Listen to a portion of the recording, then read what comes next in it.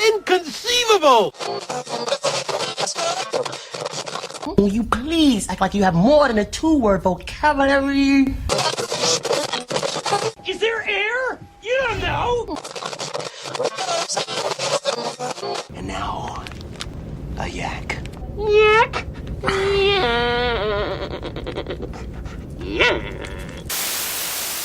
Hey, don't touch that dial. You found Secular Yakking. I'm Robert. And I'm Amy. After years, No, many years of yakking at each other. we're here to yak at you. So sit back and enjoy the yakking.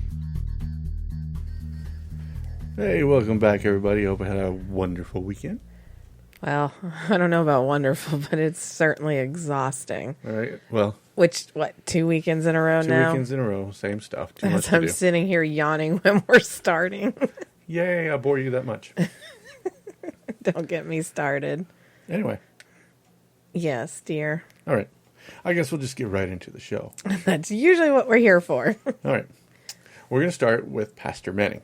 All Do right. you remember Pastor Manning? Vaguely. So he's the one that said there was semen in the Starbucks lattes. That's just nasty. Sodomite semen. Yeah. That's even more nasty. Either way, sodomite, not sodomite. It's still no. Wrong. That's not something you want in your latte. That's an interesting imagination he's got there, too. Oh, but he's so much fun. But you might think that's the worst thing he could say. Usually not. No. In fact, I've got something worse. Okay. And I'm going to play you a clip. You come to the Outlaw World Missionary Church. You try to get to the pulpit, or you try to get anywhere to put your hands on me or Elizabeth. Here's what's going to happen. The first response is that the women in the church That's right. are going to take you down. If the children don't get to them first. If one of the two going to mop the floor with you. And then the men of the church are going to immediately leave the service and find your family members and castrate the men and slit the throats of the women. That's what the men of the church are going to do. We're going to find all your family members. Then we're going to go to your graves of your family members, your ancestors, your fathers, your mothers, your grandfathers. And the men of the church are going to piss on the graves of your ancestors. If you ever think about coming inside of the Outlaw World Missionary Church to lay a hand on me or Elizabeth or any of the members of this church, we will piss on your ancestors' grave. And I'll let that freak from down there, wherever he is, apologize for that. Well, there you go. Holy yeah. Yeah. So that's Pastor Manning. Holy crap. You talk about some crazy. That guy's just the crazy. Now, here's something interesting that I didn't tell you before because I want to get your reaction for it. Oh, no. He just had a meeting with a bunch of other pastors with Donald Trump. Seriously? That's what he was talking about the apologizing. Oh. One of the pastors there had said that they had had a protest and he had to apologize to his congregation because of that. And he was talking about what would happen. You know, he wouldn't be apologizing to his congregation for a protest. This is what would happen. This is what we will do instead. Yeah. So, castration. And he was meeting with Trump? Yeah, he had a meeting with Trump last week or the week before. With a whole group of other pastors. No, I get that, but I say time and time again, could you imagine if Trump were to actually win? But that's a whole nother story. So, this guy, and what's sad is he's kind of biblical here. Okay. Well, Well, isn't this the kind of stuff they did in the Old Testament? well, yeah, with a little more raunchiness to it. Same thing. Yeah, I suppose. But I'm just thinking, this is his mindset. And he's a leader, which means people are following him, which he's condoning acts like this. And what Not just condoning, he's saying it's going to happen. Encouraging, basically. But that's just what I'm talking about. People who make these statements don't realize you have people out there who's listening to what you're saying that might have not the greatest mental capacity to just take that as, I'm just telling you back off and don't mess with my people. Right. Not literally, he could talk the talk, but there's no way in hell he's actually going to physically do these things. Well, I agree. But when you get someone listening or following someone saying this, that might not have the same mental capacity to comprehend that, we're just being serious about, don't mess with my people, and actually take it word verbatim and actually go and do something like this. We've seen this Well, sort of thing happen. That's actually what I was thinking in my head. I mean, you're looking at some dangerous territory. Not to mention, if he goes in all your ancestors' graves and stuff, that's a lot of work. That is. I mean, you better drink a lot. It's a lot of water. Take a couple camel packs with him. But no, that's just, I mean, for a man in his position to make this statement Here's the is thing. absurd. He regularly makes insane statements like this. So this one caught my eye, though, or my ear, as the case may be. Right. And I just had to talk about it because this is like on the edge of a tipping point for him. He's about to incite violence. Or he is inciting. I was going to say, honey, I think he's actually past that. Yeah. I mean, he's just a step from doing it next. That's the only thing left. Anyway, keep an eye on this guy, sort of. Well, anyways, you can just keep up and see how that rolls. But that's just craziness. It's just absolute ridiculousness. Next. Please. Okay. Brookville nativity scene features Bill of Rights in place of baby Jesus. Now, that's something you don't hear often. A Brookville, Indiana Christmas display is at the center of a federal lawsuit. That was at the center of a federal lawsuit is getting a new look. Tongue-tied Did you again. catch that? Yeah. No, you're going to do it again. A Brookville, Indiana Christmas display at the center of a federal lawsuit is getting a new look. Much, much better. Yeah, I tried to reword it in the middle of reading it, and it came out really you weird. don't multitask well like that. It features what looks like Jefferson, Washington, and Franklin, along with the Statue of Liberty, looking at the Bill of Rights in a manger. Interesting. Yeah. This comes from last year. The FFRF sued Brookville, Indiana, because they had a nativity scene only. Oh, so they're doing this. Yeah, well, the nativity scene's still there. Right. This was put in by another group. Oh, uh-huh. So I think it's kind of cool. So they have the Bill of Rights In a manger. in a manger. And then you have All the Franklin, they have Franklin, the Statue of Liberty. Looks like Jefferson, can't tell, could be Adams. And then Washington kneeling beside the Bill of Rights. and they're all, And this, yeah. I assume, displayed like Yeah. the nativity scene. Yeah, kind of similar. They're all like kind of I around it. kind of like it. Yeah, it's kind of neat. It's part of 9 other displays that are put up this year on that courthouse lawn. Hey, at least they're being all inclusive. Right, and that was the whole point. Right. So FFRF basically said, allow everybody or allow Or nobody. no one. And, this isn't the only one that's going to go up. Well, I don't know about another manger scene with Bill of Rights. Well, that's what I'm Although saying. I think we should be doing that. I kind of like it. It's creative, but I'm not a nativity scene kind of person myself. But then again, I don't do the whole thing anyway. So. Anyway, so there's also Chaz Stevens with his Festivus pole. He wants to put up a rainbow-colored Festivus pole with a disco ball. Oh, no, that's creative. Yeah, he's kind of an interesting fellow down in Florida. Yeah. Anything that starts with Florida man, Oh, okay. be wary of that story. Some residents, however, haven't been too happy. You would think so. Here's one from Marilyn Schmidt Anderson. Okay. Well, whatever. If that's the way they feel, they got to go to hell, and I don't. Wow, that's sweet. Yeah. Just because someone has a different point of view. Yeah. But there was some people, like Vicky Cooper, who said, I think everybody has the right to display what they want, as long as they keep it in reason, and it seems pretty reasonable. Oh, right. No, it isn't. This is on the nativity scene, not the disco ball thing, right? No, the disco ball is a totally separate issue.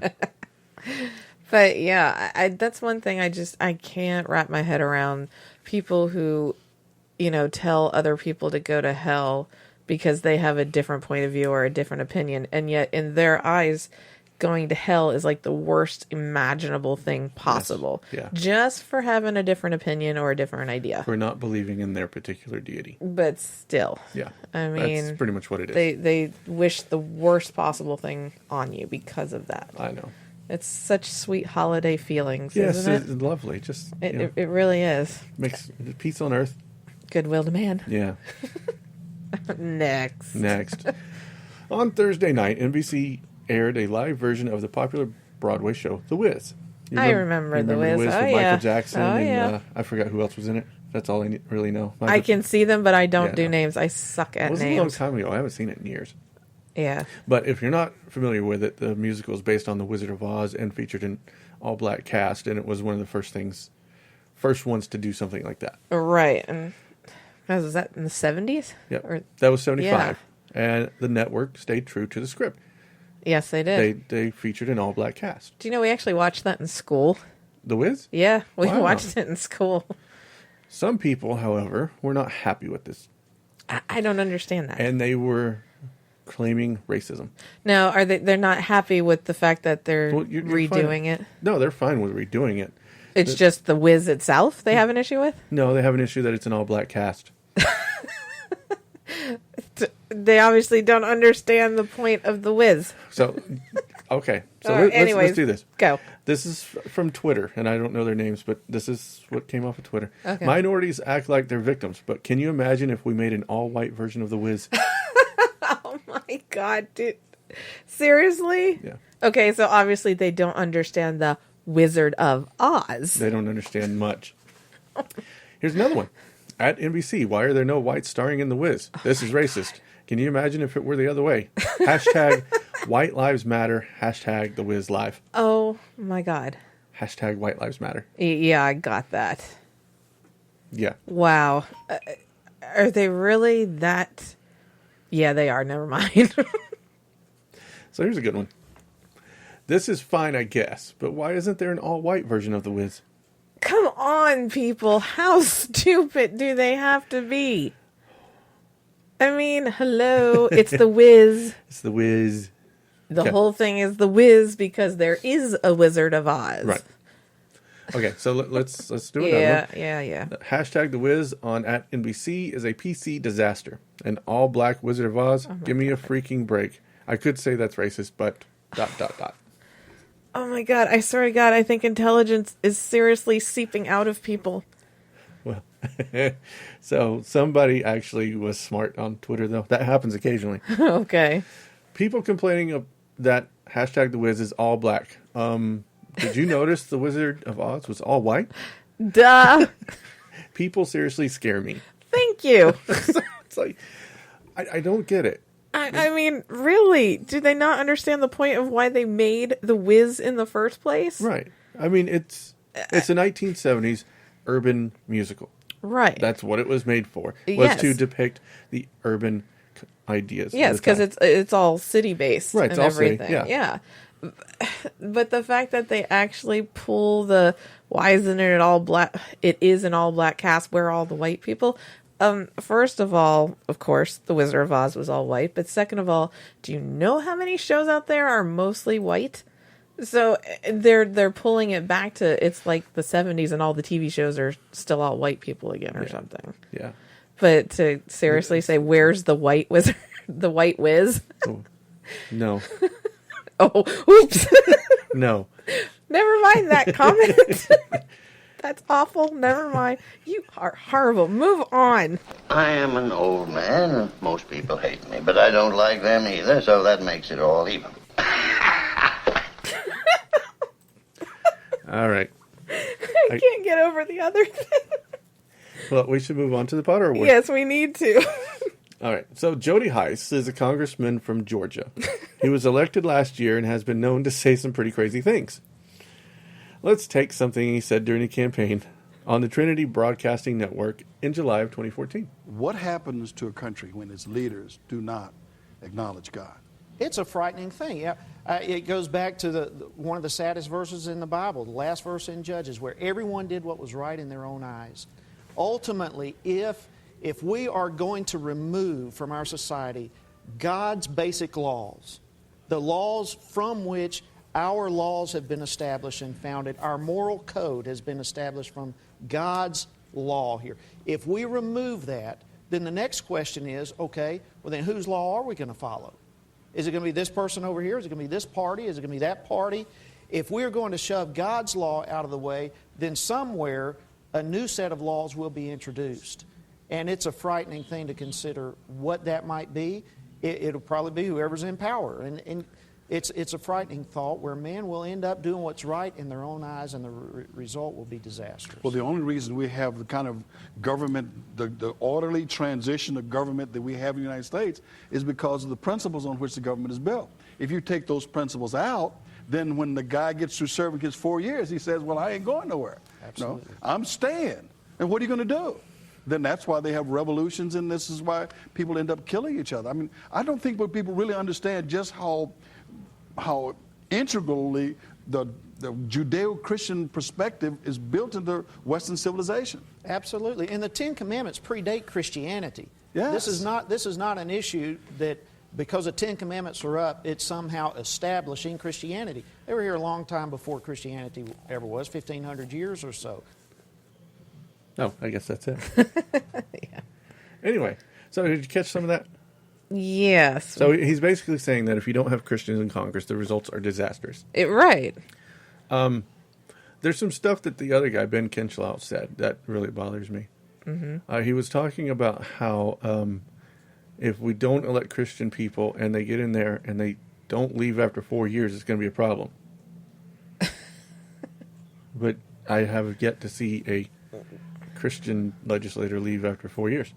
Yeah, well, I was just going to say, they're like in there forever. And they were talking, he was specifically saying how if someone stays beyond 4 years, it's an issue. There should be a revolution or something. I didn't quite catch all of that, but I think that's what he said.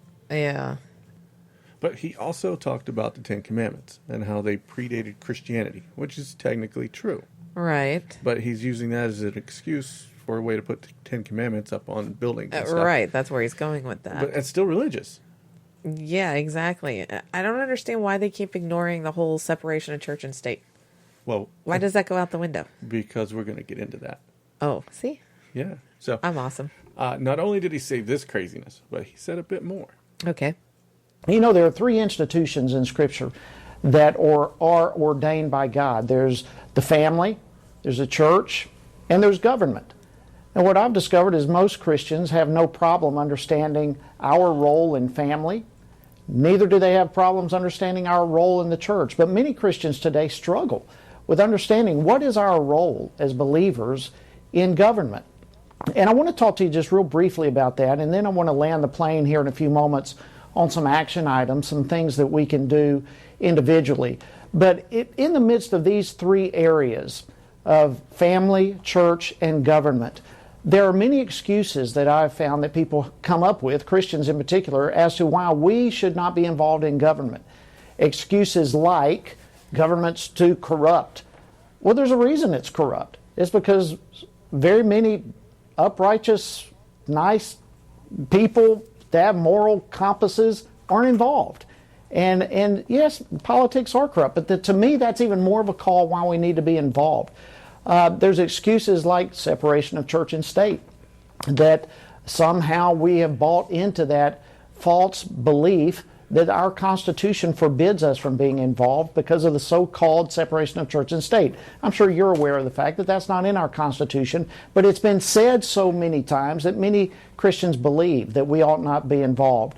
And you know, there's excuses like God is sovereign, or we're living in the last days, there's nothing we can do to change what's happening. And listen, those things may be true, but those things never are a reason for us to not engage what's happening in our culture. And I believe many people are just fearful these days, and fear, of course, paralyzes people.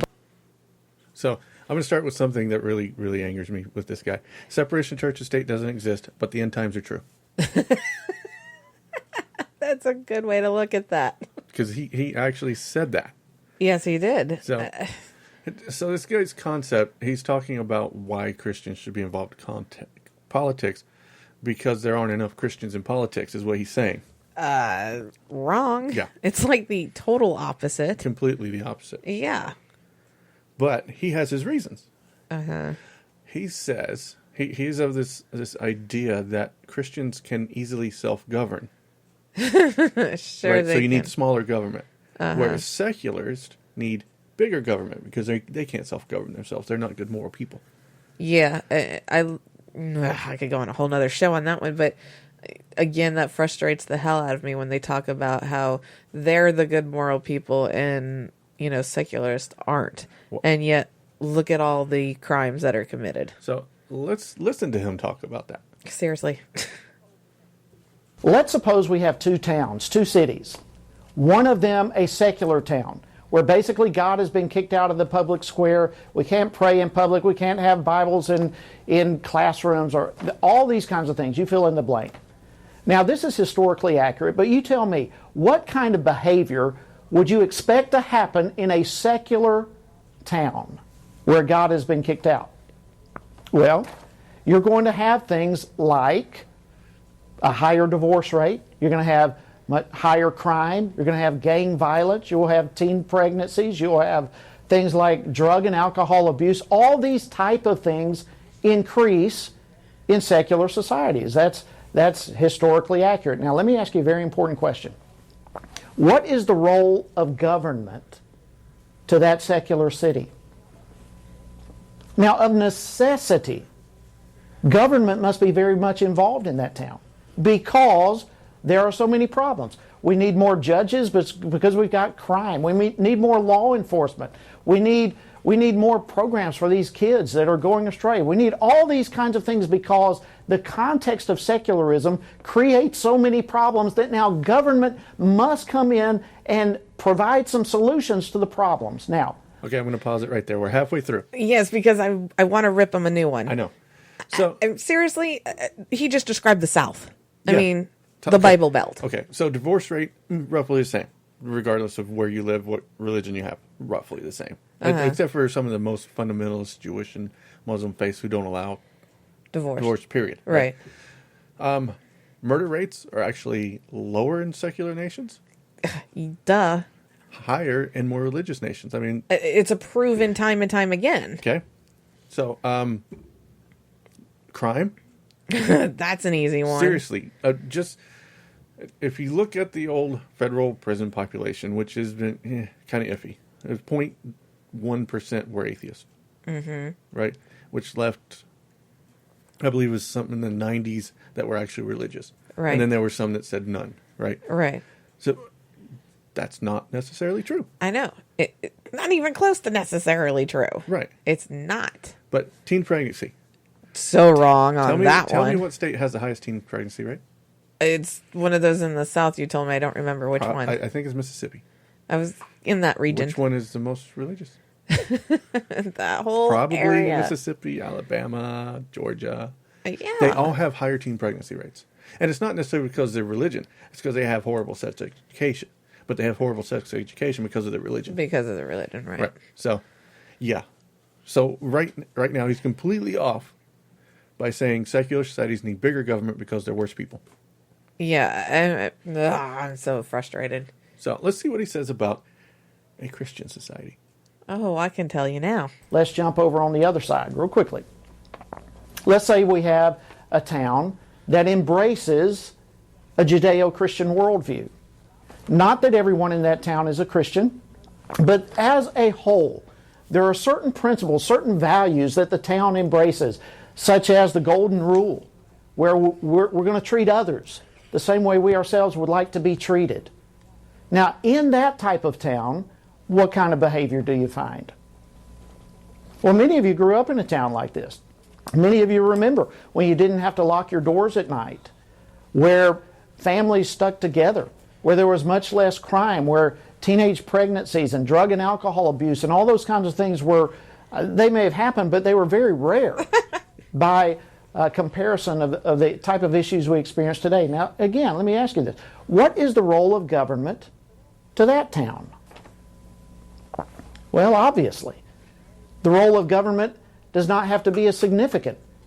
And the reason being is because in that town, and this is the major difference between the two towns, in this town that embraces a Judeo-Christian worldview, people there are able to self-govern their own lives with a genuine, authentic understanding of right and wrong. And it is in that context that state government, federal government, is not as needed. I am thoroughly convinced that it is impossible to have limited government in a secular society. Because of the problems that secularism creates, government must, of necessity, be heavily involved because of the problems it. He is thoroughly convinced. Oh my God, what a jerk. So yeah, he's basically saying that simply because secular societies don't agree with his particular moral view, They're anarchy. Yeah, that they need to have as much government as possible to control them. Right, like little parents watching the kids, So disciplining them. basically, if I read between the lines properly, he is calling secular societies the ultimate in communism. That's pretty much what I was getting the Right. message. Well, what I find interesting too, when I'm sitting there listening, he talks about how the Christian world needs little government, but all I keep thinking over and over in my head is the whole Planned Parenthood scenario where, you know, they want to get all up in that business and control that. You know, it's like they want to get their nose in government wise to create these laws and take away certain things. But yet at the same time, they're crying, oh, we don't want a big government, blah, blah, blah. But yet they're such hypocrites. Yeah, they want to control specific cherry things. picking. Yeah, they want to control specific things. And they want to not control things that they want to do. Oh, it's so frustrating. So another thing that he talked about was the golden rule. Oh, that really ticked me off, by the way. I have run across, and I don't remember who said it, and if I find out exactly who said it, that there's a better rule, a platinum rule. Yeah, I think I've heard this. It is, do unto others as they would have you do unto them. Yeah. Yeah. Not as you would have them do unto you. Okay, so say it again. Do unto others as they would have you do unto them. Ah, okay. So basically, treat them the way they want to be treated, not the way you want to be treated. I think it was David Smalley who said that. I think we were listening to Dogma Debate when I heard that, and I think it's a really good idea. Yeah. Because not everybody enjoys the same things. That makes complete and total sense. It actually makes more sense. I mean, for one, I certainly don't want a masochist treating me the way they want to be treated. Well, and then again, you know, that's also how I, you know, deal with the kids. I look at it as empathy. Right. You know, as far as the way you treat anyone, you put yourself in their shoes. Right. You know, and think of that before you do or say anything. So, yeah, this guy's just... A pompous ass? Yeah, a pompous ass. Which makes him more than eligible for the Potter Award. He's I mean... really irritating me. But, you know, I've got a couple more things on him. Oddly enough... I was going to say, don't you always? Yeah. So this stems back to August 2014, when he was still running for Congress. Okay. He posted on his Facebook some very nice quotes from Founding Fathers. Okay. However, they were wrong. How do you quote something wrong? I don't know. Let's go over it. So one of them was this. The government is best which governs least, because its people govern themselves. I've never heard that. Yeah, he said Jefferson said it. Okay. However, the Jefferson Foundation said he did not say it. It was actually Henry David Thoreau. In civil disobedience. So, there's one wrong. Yep. But, I got more. Of course. Most bad government has grown out of too much government. Another Jefferson. Which I doubt. Which is wrong. Yep. It was actually John Sharp Williams in a speech about Jefferson. In 1913. Guy really needs to do some research. Yeah, he really should have. And then I've got one more for you, which is just so much fun. Okay. Freedom is not a gift bestowed on us by other men, but a right that belongs to us by laws of God and nature. Ben Franklin. It's been often misattributed to Franklin, but it was an essay in the Pennsylvania Gazette by John Webb. Did he not research anything whatsoever? I think he did, but he's been caught in so many lies. Well, that's just the thing. It's back to the whole cherry picking something that'll fit what he's trying to say. And he knows, and I think he knows better than to do this, because he is fairly certain that his constituency is not going to catch him on it. Oh, really? Well, I mean, he's from Georgia. Yeah. Not exactly. And if they're willing to elect him after stuff like this come out and he's been exposed, yeah. I mean, I don't know. It shows his character that he's willing to do these, though. Well, and he's telling us that we're immoral and need government. Well, that's exactly where I was going to go with this. Yeah. That's why it's like this. I mean, that's the kind of crap that pisses me off when he talks about morals and ethics and all that. And he's willing to intentionally misquote. Exactly. That's my point. It's the whole, they know they're falsifying and they're okay with still doing it, but yet they're supposed to be the moral good ones when Right. they're doing stuff that they know is wrong. Right.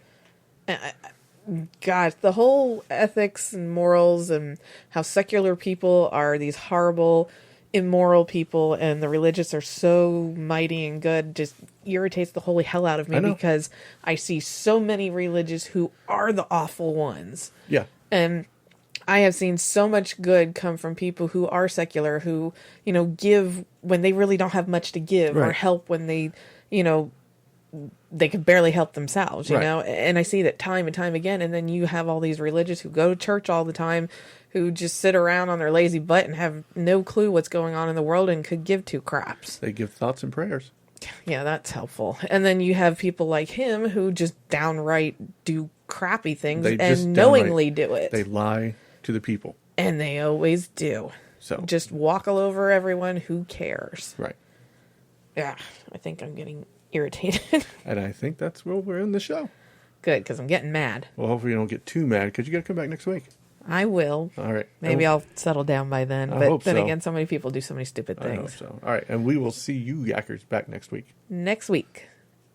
We always like to hear your feedback, so leave us a voicemail at 704-802-YAK or an email at podcast@secularyakking.com. More input. All comments are welcome. We like to hear the good, the bad, and the ugly. You also can find us on Facebook, Twitter, YouTube, and Google+. If you like our show, head over to your podcast directory of choice and leave us a 5-star review.